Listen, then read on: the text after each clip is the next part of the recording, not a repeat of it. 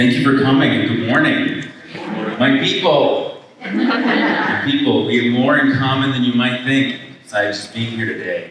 All of us have a passion for fine and precious objects, and we all love to see that passion transferred over to another person who sees the value that we do. And it's nice to get a little cut on the side. So I'll give you a little bit of a background on myself, so you think I'm legit, I'm not a poser. I'm the author of 12 books on antiques and collectibles, and so I've been a collector since I've been 15. It started with pennies and rocks and weird-looking pine cones, and then switched over into everything from farming equipment to holding shows, shopping at antique stores, and learning from dealers. And that's where I learned a lot about fine art.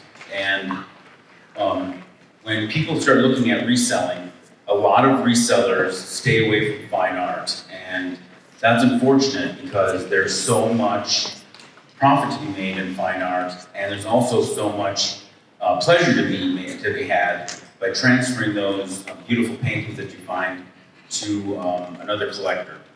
So we're going to cover a broad range of a variety of art that you're going to see and encounter, whether you're shopping at a Salvation Army or at a garage sale or a thrift shop, or an estate sale, or even an online auction. So we're going to kick off with, what is a print? A lot of you have encountered a print when you're out shopping. It's the most common form of fine art that you're going to see when you're out and about cruising for goodies. And an art print is basically a reproduction of a larger piece, probably a more popular piece that has already seen demand for its aesthetic value or for the demand for the artist. So you'll see prints can be numbered and printed in a number of different printing methods, and we'll run through those so they can discern good, better, and best, and whether or not the printing method is more valuable than if one printing method is more valuable than another, and that really does make a difference. So these factors, including the quantity of the print, all affect the value. And when I guess to have a show of hands, when you're out shopping, how often do you find a work of art that might be signed by the artist and then numbered? Do you all experience that? You'll find that? Mm-hmm. Yep. That little addition means the world of difference between a piece of art that is worth keeping and a piece of art that's worth avoiding. And there's a couple of reasons behind that. So number one, you're going to look at who is the artist. And that's a really crucial part of the art that you're going to buy. A lot of times, the number of prints that are produced are strictly based on the popularity of the artist.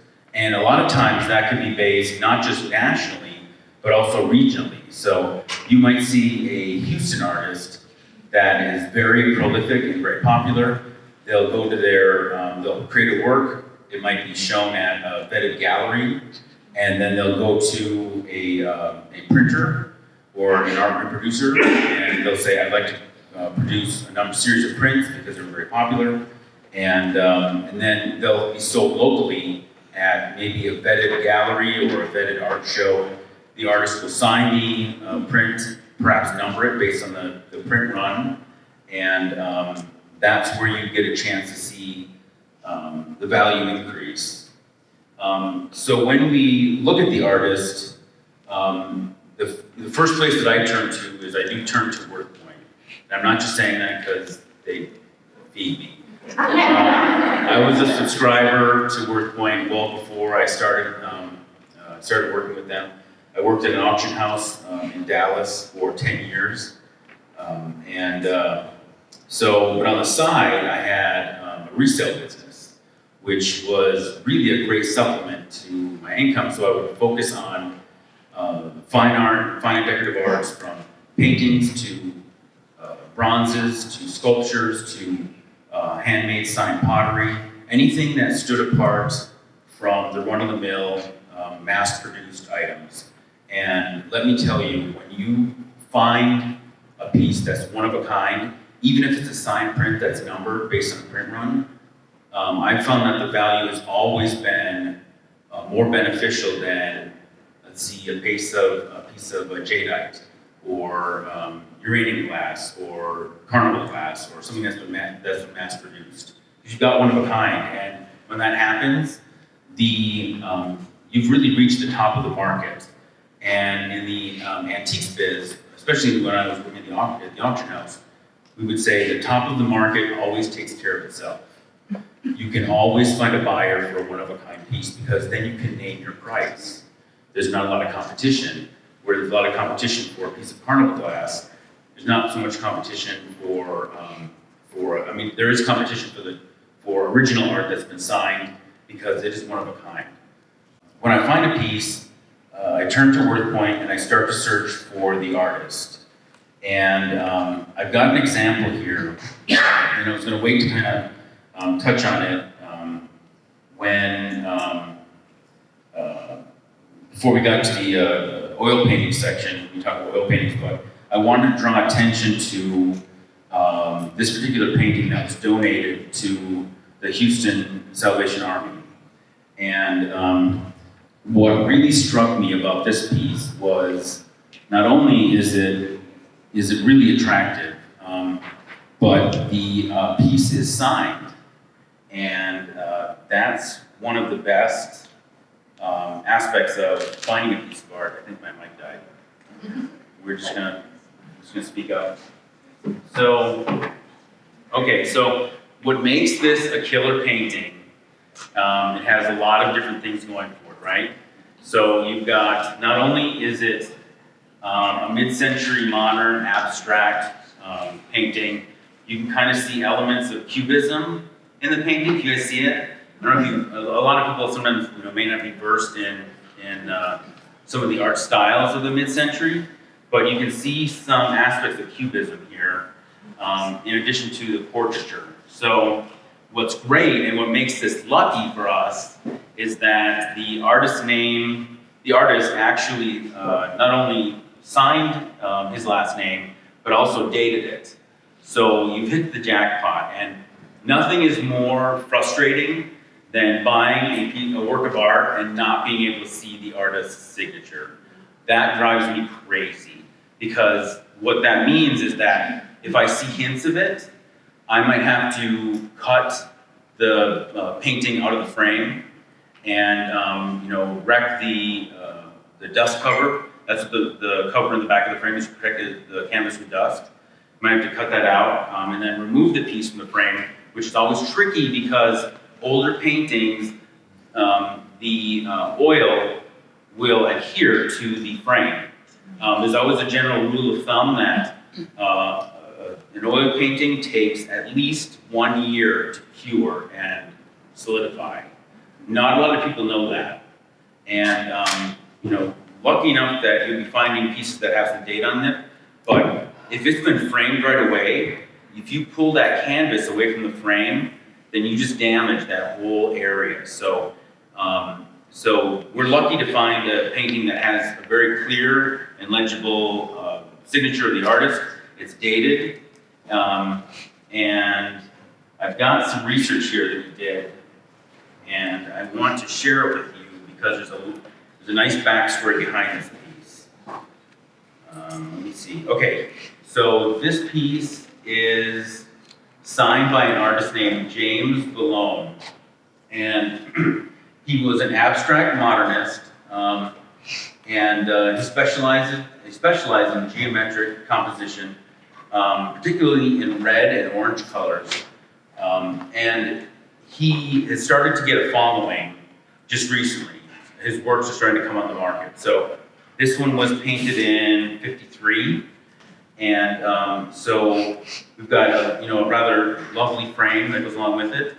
But what really tripped my trigger was the back of the painting. So you'll see how the canvas was stretched on a regular frame that you would have purchased anywhere. But this piece in particular was deaccessioned from the Beaumont Art Museum. And it was originally gifted to the museum the title of the work is called The Diary, dated 1953, oil and canvas.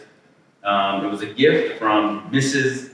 W.H. Hoffman for an event. It was donated to the museum, which had it on display, and then when the museum a lot of museums will either cull their collections over the years and then offer paintings up from everything from charity auctions, which are a phenomenal place to get a great deal on original, well-known artists. So I really strongly encourage you to, if you have a museum in your area, check in with them and say if they're going to be offering some sort of a sale or charity auction, do your best to kind of wiggle your way in there, Tell them that you're a Vanderbilt.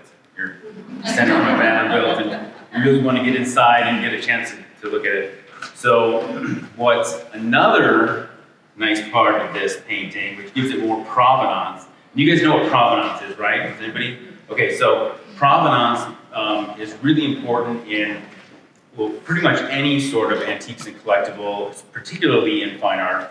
And that means that it has a history, a documented history that goes along with the work of art. So you've got a paper trail or some sort of trail that shows the history of the work from the creation all the way to the present.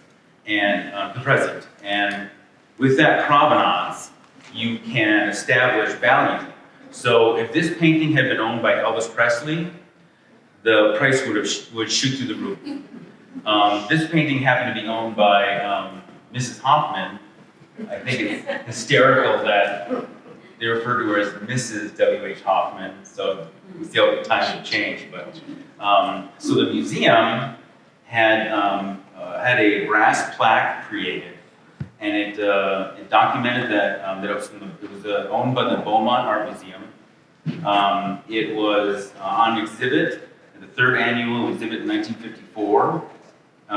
It was a purchase award, and it was purchased and then presented to the museum by Mrs. Hoffman.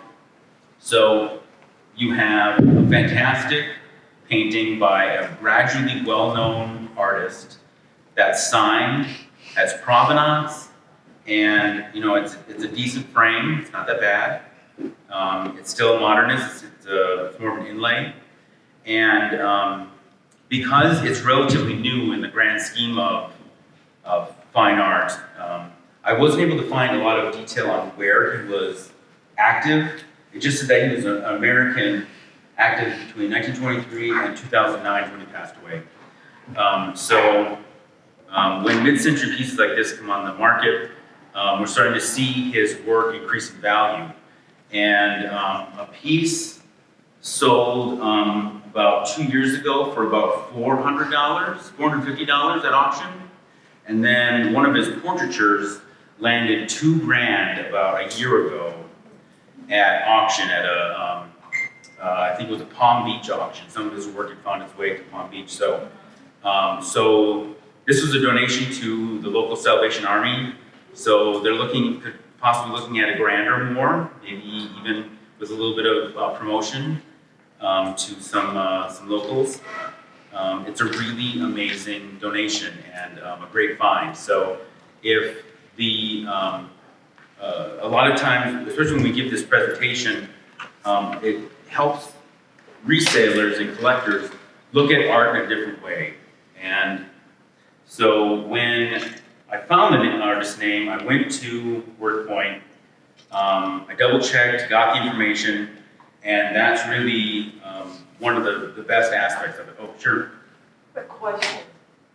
I find prints, but the signature is there, but trying to identify the signature. Oh. Because it's like really like, It's the worst. right, it's like, It's you're like, worse. so I'm searching, trying to see if I can get the first letter and do a search of American artists, signatures, and then you have to go internet, and now I'm just trying to find. What do you advise on something like that? There's, well, what I use is, I swear that artists learn how to sign their name from doctors because it just drives me crazy because it's a dead end. So what I do is, again, I turn to WorthPoint because we have a gallery of marks and maps, and it specializes in artist signatures. So as messy and jacked up as that signature might be, we may have that in our database based on previously sold works. So it's a little tough. You might be able to search, if we're lucky enough, like this, it's already titled on the back, we know what it is. We can do a search for that piece. And, I think it would, that's a benefit. But if it's illegible, it's a tough one. It's a tough one. So what I would say in that sense is look at the eye appeal of the artwork. You want to look at whether it has like strong ball power, and we'll touch this. So I'm bouncing around just a little bit. You want to look at a piece that has wall power. When you hang it up, your eye naturally goes to it. It's attractive and it's framed well. Maybe it's matted. You can see that somebody dropped some serious cash to present it well, and oftentimes that's in the matting and the framing. So I never worry about in more contemporary pieces, I never sweat if the frame says made in Mexico. That's okay, because a lot of the wooden frames are made in Mexico. They're shipped up to art supply stores, and then artists buy them and then use them as their medium. So that makes it a little different from what I call corporate art, which is what you find at Target, Hobby Lobby, Kirkland's. You're walking through Walmart and you see this, flowers against the brown. It's always brown. I don't know what the deal is. Everything's brown. But yeah, if you find a piece of art that is signed and is numbered, that will help. And so again, yeah, if it's signed, it helps. The greater the number of prints available of the same image, the less value of each print. So you want to look for a very low print run, and especially jump on it if it's a low release of a lower print run. So if it's like number 4 of 140 pieces and it was done, or 150 prints, then that's one you want to look at buying, especially if the composition is pleasing. Now, that's a whole lot different from the Norman Rockwell plates or the Franklin Mint plates that they ran and said, okay, we're only going to do this for 240 firing days, and they're signed and numbered by the artist on the back. Well, you can crank out a heck of a lot of porcelain in 240 firing days, and that's why a lot of this stuff is not worth very much at all. But if you have a low production run and a early release, then you stand a better chance of making your money. Also, if it's a lower print run, and I found this out when I purchased a print at auction. It was marked as a very low print run of like 500, and then I took the gamble because it was a lithograph. I took the gamble of taking the frame apart and looking it over, and I was lucky enough to see that it was not only a low print run, but written on the bottom below the artist's name was artist proof. And that's where you get goosebumps, because that means that it was part of the very first run. And I'm talking like the first 10 that the artist would have either inspected there on their own and either given a thumbs up or a thumbs down. Mine, I think, was like number 15, which meant that that artist had churned out 15 copies and then had given their approval whether or not the toning was right, the positioning on the paper was right, and sometimes with artist proof, they were given away as gifts to people who were influential in that artist's life. So The piece that I bought, when I did the research, it had come from a corporate art collection out of Houston from a law firm, and they were redecorating. They sent all their art up to Heritage Auctions in Dallas, and we auctioned off their collection. I was super lucky that it flew under the radar. I wish I had a photo of it because you'd love it. So I was lucky enough to grab it. How it was made, how the print was made, really makes a huge difference in terms of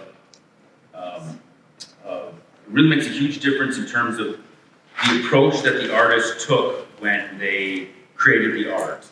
So you'll find artists that really adhere to 4 different ways to make a print. And it's all based on the original work. So sometimes you can see the actual physical imprints of the creation of the prints when you're looking at them, particularly pieces that would be produced before, say, 1920. I'll give you a couple examples here. You've got Woodcut, which is a way of, you would see woodcut primarily in what was perfected by Japanese artists who would create reverse images by gouging out, the white space, keeping the image in place, and then printing them. So you'll see a lot of Asian work that will be a woodcut, and you'll be able to discern that. I'll show you some examples. Another popular method is the lithograph. That's probably really way up there in terms of the most affordable way to reproduce a work of art. You can churn those suckers out on a copier like crazy, and that's again where you'll see they may not be numbered or priced or signed, but the lithograph might be signed in the corner just as part of the printing process. The original artwork, reproducing the original artwork. Engravings and etchings, which is one of my favorite sections because engravings and etchings, when they're reproduced, are very, very difficult to reproduce. And then you've got Screenprint. So let's talk about Woodcut first. Woodcut is really one of the most, I guess, more of like a folk art and more crude approach to creating fine art. It didn't just stay in Japan. It was a method that was used all around the world. Artists would use any sort of medium from barn board to plywood. They would use gouges and chisels and knives. They would cut away pieces from the block. The ink is then applied to the raised areas and then applied to paper, which can be printed by hand. So that paint can be applied on a spoon, with a spoon, as long as it's rolled across with a special roller, as long as it doesn't get squidgy into the voided areas. It's surprisingly effective. So you'll see some artists who really adored that approach, and you'll also notice that woodcuts are also printed by hand. So I kind of see that as one of the closest reproductions to the artist's actual work. And if we're lucky enough, we'll see a few woodcuts today. I think I spotted one when I was out hunting before you guys got in there, so didn't want to tell you that, but it's out there. So lithograph is another popular method. Again, like I said, it's really based on the amount of pieces that you can produce in a matter of time. It is lithograph, when done correctly by a true production house and a printer, is the resistance between grease and water. The artist has to use a greasy substance, like say crayon, to create an image on a stone or plate and surfaces that have a slight texture to them to catch the artistic medium, like crayon or charcoal, along those lines. And then with lithograph, a lot of artists used stone. And back in the turn of the century, when, let's say, maybe the 1870s to the 1920s, when you look at movie posters, as an example, not just art, fine art, although people are starting to be drawn to movie posters as works of fine art. So a lot of times with lithographs, the artist would draw the image on a stone, and then the stone would be, I guess the roller would be coated in a tint, and it would be rolled over the stone. And let's say you were going to do a 4-color lithograph, which was popular from movie posters, especially silent films, and those were called stone lithographs. You'd see a rollover of red, then another rollover of blue, then a yellow, and then a purple, and that was the way you created your movie poster, or particularly like circus posters from that time.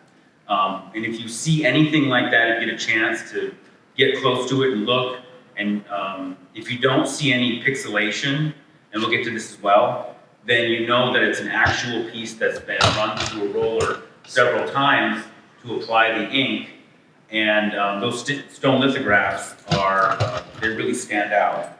So that's where, again, you're looking at where paper is laid upon the stone and it's run through a printing press. It can be covered through many different colors. And again, with lithographs, they stand apart from regular prints because, again, they were hand touched, they were hand manipulated, and if you're lucky enough to make out the signature, then you've got a winner. So one of my favorite pieces of art, fine art, is engravings and etchings, and I love it because it really represented the dawn of mass-producing fine art for the masses.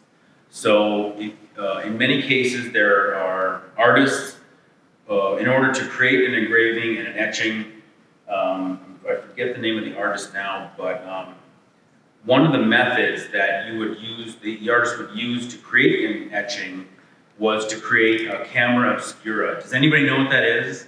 A little bit, I see a couple of heads shaking. So what a camera obscura is the artist would erect a tent out of black fabric, and they would set up a chair inside, put up a canvas or an easel, and then lay down a sheet of metal. Generally it was copper.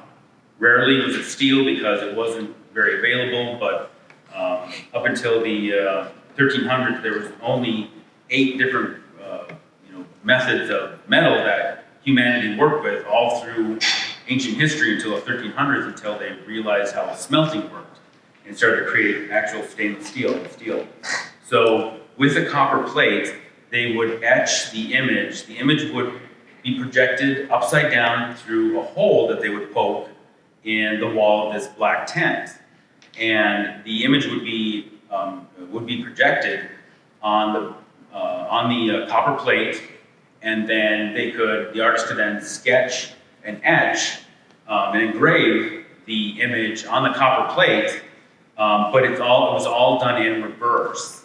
So the artist had to be not only versatile in the way that they created the art, but they also had to be almost like a didactic, where they could picture the image upside down and then print it that way.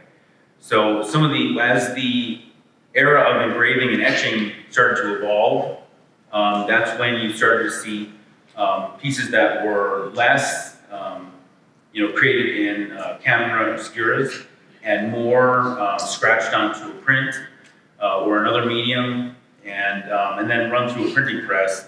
And you'll see some examples here. The lovely thing that I like about engravings is that, again, they're predominantly in black and white. That's your your primary medium. Many times later, maybe 20, 30, or 40 years, especially if the piece was made in the late 19th century, an artist would come along and then hand color those etchings and engravings. And that can sometimes increase the value and sometimes decrease the value. But when you're looking at a piece that looks like it has some age to it, an engraved piece has depression marks all the way around the image. And it's almost impossible to miss. Because even if you take an engraving to Hobby Lobby or Michael's, they're going to map and frame that so that you can see the depression where it was pushed against the paper to create the image. I love that fact because it's got a little touch of history to it. You can see that it was produced through a printing press, and on the flip side, it also gave the artist and the publisher the ability to write captions under the image, which never existed before. So you get a chance to see, some of the fish examples. They're labeled to the species. You'll see maps from that era that are very popular. 19th century was really the dawn of discovery for the United States. And in like the 1830s, you started to see publishers come out with large books of engravings of the best that they knew of maps of the United States, the New World, really. And that was when, you saw states like Michigan or the grain belt become documented and explored, and those maps now go through the roof. So if you encounter any sort of old maps or printings of any territories, grab those as fast as you can because there's always a market for those. I recently came across, it was actually at a Salvation Army in Dallas, of an engraving of a map, and it was a small little 5x7 image of the state of Illinois. And after some research, it was an engraving. It had not been hand tinted where most of them had been. I learned through WorthPoint, the shameless plug. I learned through WorthPoint that it had been ripped out of a book printed in 1832, and it was from the book that was considered the very first book on modern geography for North America. And that piece, I think I paid like $1 for it. It was well framed, well matted, and I sold it for $350. Just because it was, in the description, I really made a point to describe what the age of the print, what book it came out of, the name of the publisher, the name of the engraver, and all that information was saved on WorthPoint because not only were pages in that book sold individually, but that book itself had come up for auction, and people paid thousands for that book, a complete book of that set of engravings. So that's where the value comes in. So screen prints. Who can tell me who was the master of the screen print in the 20th century? Yep. He loved it, and partly because he could Andy Warhol could do one of two things. He could create a crisp image as the artwork was placed under basically a screen of silk. The ink would be pressed across the screen of silk. It'd be lifted, either be cleaned off, and another screen would be put on. Another layer of ink would be put down. It created a very crisp image. And Andy Warhol could do that all day long. And he could either sign them or not sign them, turn them into an iconic piece of art that you can recognize from across the street. And you could also control the number that he could produce, and also the quality. He had much more quality control. So when you're looking at a screen print, you've got a silk mesh, like I mentioned, it's stretched over a frame. The paper itself can be made out of a variety of different types of paper. You may see like a pulp-like paper used for screen prints because it'll soak up the paint more easily. You may see a shiny gloss, because if you do a screen print in the right way, you pause between the color application, it'll dry, and then you can run another color of ink across the screen. So you've got a lot of variety and control, and you can see across, the screen print of the bird, the Polaroid camera. You've got there's no real limit on to how many colors that can be used, and specifically when you look at a screen print, more than one color is generally used. So, and then okay, so here's what I mentioned about the engravings. Is there a plate mark? You can see an example of the copper plate that the artist used to engrave the image. You'll see a plate mark around the piece where there is an impression. So that's something that you want to look for when you are out hunting. I would not be a bit surprised if you find a few engravings when we go over to the store, because they were prolific, and they're very old, and the age alone appeals to a lot of collectors. So here's where we get into the sticky area. When are you going to waste your money? And believe you me, I have wasted a ton of money, like an embarrassing amount of money, buying prints. And particularly, I make my biggest mistakes when I don't have my loop with me. And all of you should have gotten one in your goodie bag. This is your little pal when you're out shopping. No matter what you're looking for, whether you're looking for a mark on a glass, a piece of glass, whether it's a piece of carnival glass, it's very difficult to see let's see if you're looking for a piece of carnival glass, you're looking for a C with an I in the center of it. That tells you it's an imperial. It was made by the Imperial Glass Company in Indiana, and you can only see it sometimes with a loop. But when you use your loop to look at art, you will immediately see pixels, pixelation. And that's when you know it's a no-no, it's not worth your cash. If you see pixelation, and you'll see it at some of the pieces today, it is basically strictly a photocopy. They slap the artwork down on a photocopier and just press the blue button. And so the dot matrix is produced by modern printers. And it's also a copy, and typically seen in only black and white images. But you can also see it in colored photos. It's important to recognize the difference between a halftone that is used in the screen printing process,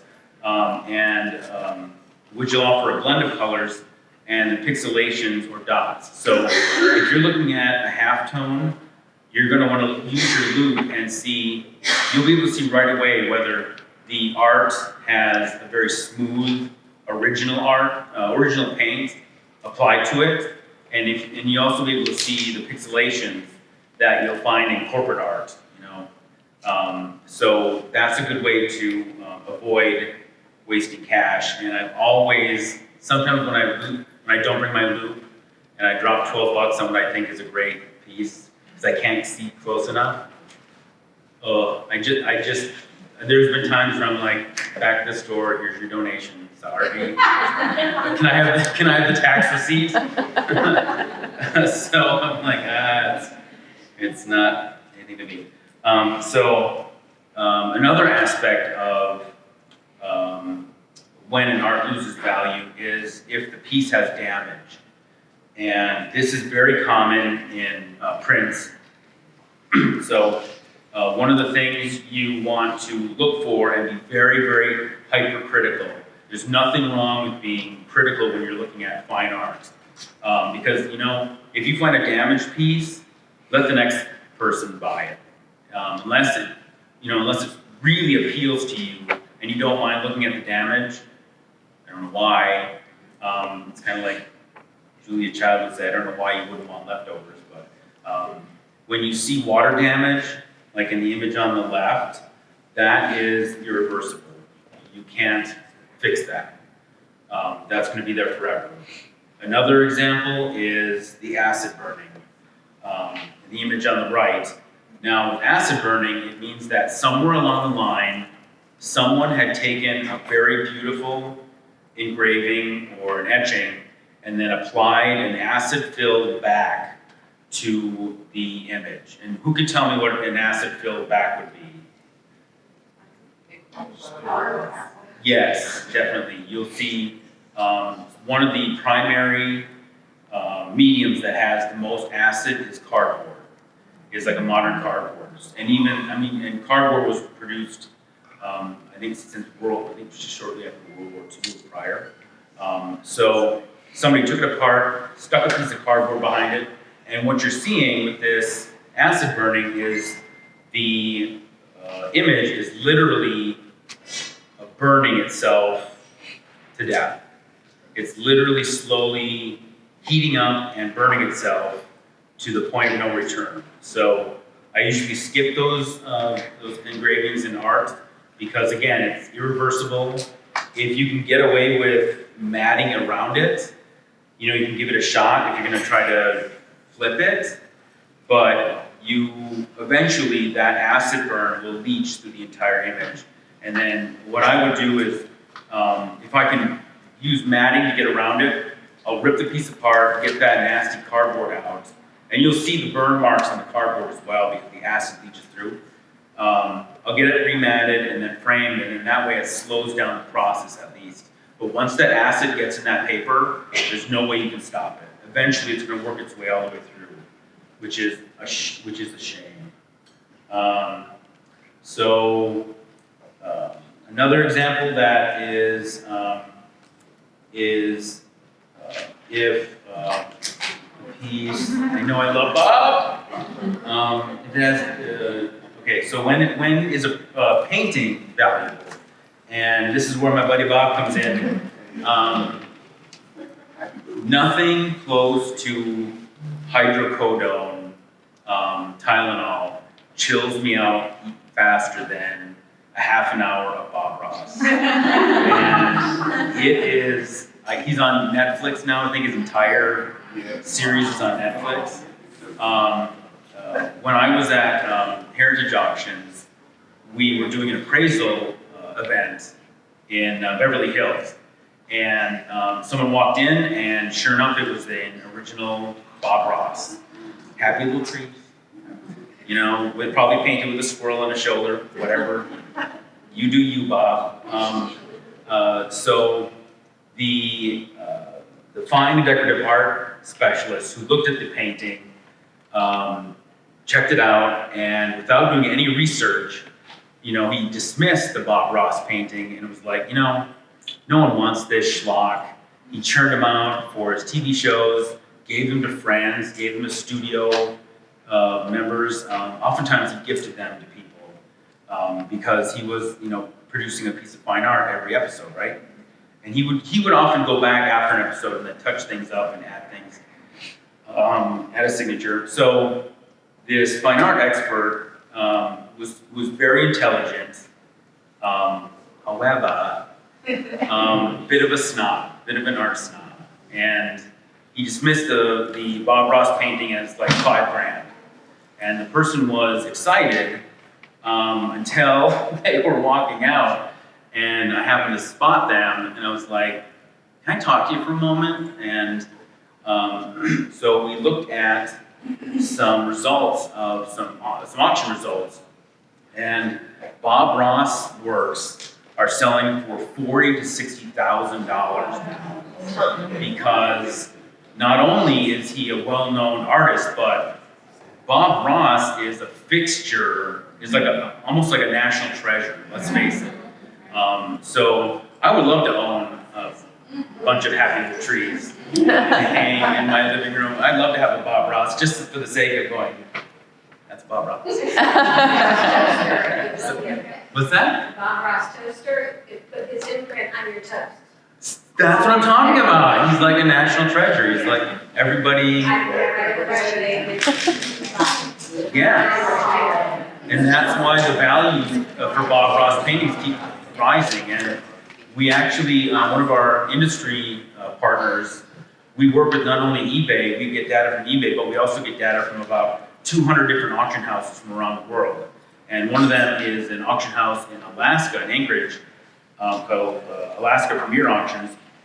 Someone walked in through the door with an original Bob Ross, and the auction house immediately freaked out because they recognized the value and the impact, and they put it at $60,000. Once the consignor saw that it could bring $60,000, they shipped it off to another auction house to try to get more. So it's a little unfortunate, but that's the impact of Bob Ross. So again, so here's a rundown of what makes a painting valuable. And the same thing applies to Bob Ross as it would with a Van Gogh. You want to look at whether the painting is signed. Is it old? Does it have some age to it? Is the subject matter pleasing? Which is crucial. I can't stress that enough. So, like looking at Van Gogh's Starry Night, can you see how he used the rule of 2/3 when he painted that painting? So a lot of professional artists and those that were respected the most, their works become more valuable over time, they would use the rule of 2/3 to focus on a central topic, but then accent that subject matter with some sort of perspective. So Van Gogh would use, there's a few that he didn't, like irises in a yellow jar, but in Starry Night he adds, he divides the canvas into 3 separate sections, and you've got, I believe, it's like a tree, maybe a Lombardy poplar, what would be famous in that region. You've got the moon on the other third, and then in the center, you've got that glorious, beautiful swirl of blue and white that makes it what it is. So, and that's what I call wall power. When you look at it and you go, whoa.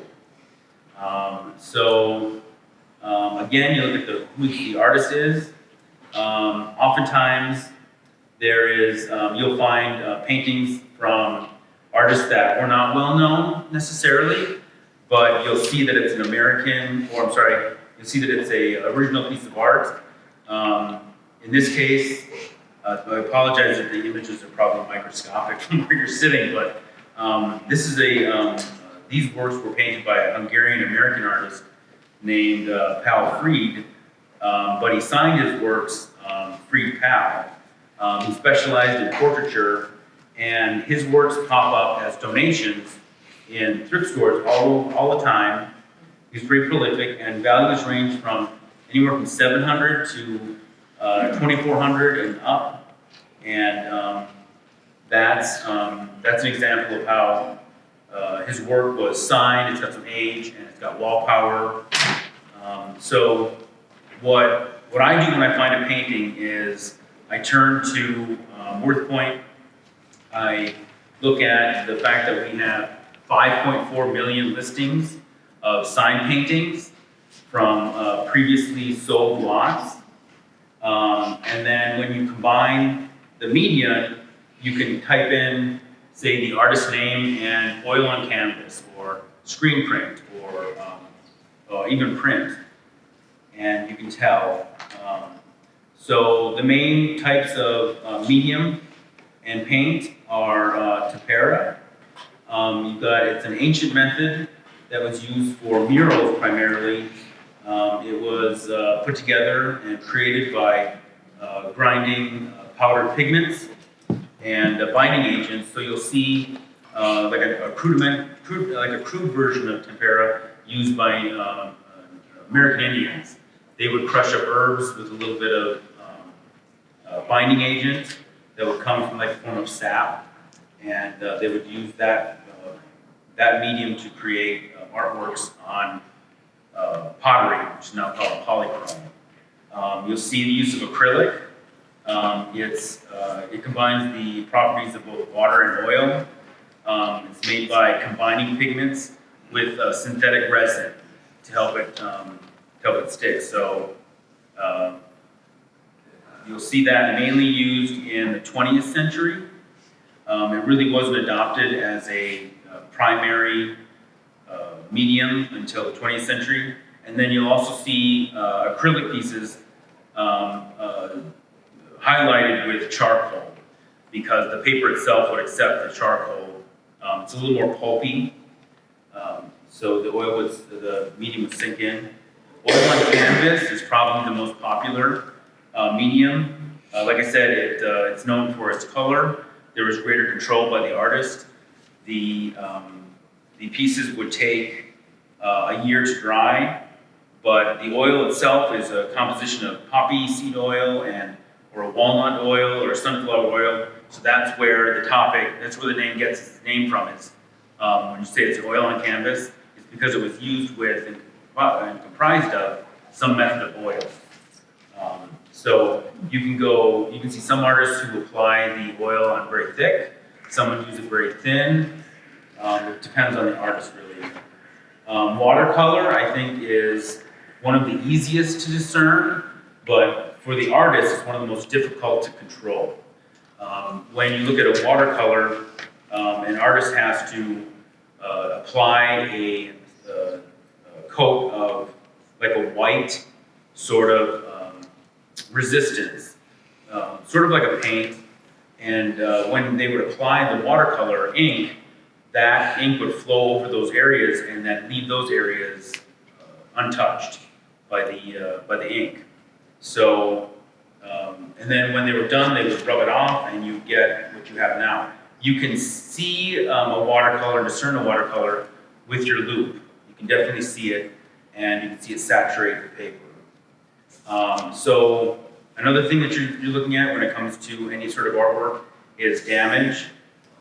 Some damage isn't terribly bad, like craquelure. You see that across the Mona Lisa. That's actually seen as an aesthetic improvement because it shows that it was painted several hundred years ago. One little tip that I give people is that if you find an oil on canvas and it's not completely punched through, or you see a dimple, which happens a lot. Let's say somebody accidentally put their elbow and pressed against the canvas on this. One of the easier ways to solve that imperfection is to gently apply water to the dimple area, and then let it dry, and then gently apply a little bit more water. And I'm talking like drops on your fingertips. That water will dry and then stretch and compress the cotton canvas, and that bubble will go away. So I don't shy away from oil paintings if they've got bumps or bruises. If there's tears, there's not much you can do depending on the value. But and then lastly, frames are important. When I go to a thrift store and they've got frames stacked up in a bin, I look for the most valuable frames, or what the most eye-appealing frames first. So I'll rack through like the card catalogs we all had to work through, and well, the younger people here, they have no idea what I just said. So they're like, what? So anyway, if you see a really strong hardwood frame, that means some dollars were invested in it, and you get a chance to really pay off, because it means that the original owner invested dollars in it because it had value. So that's a quick precursor to fine art. And I'll be with you guys in the store, so I'm available to help if you have any questions. But thank you.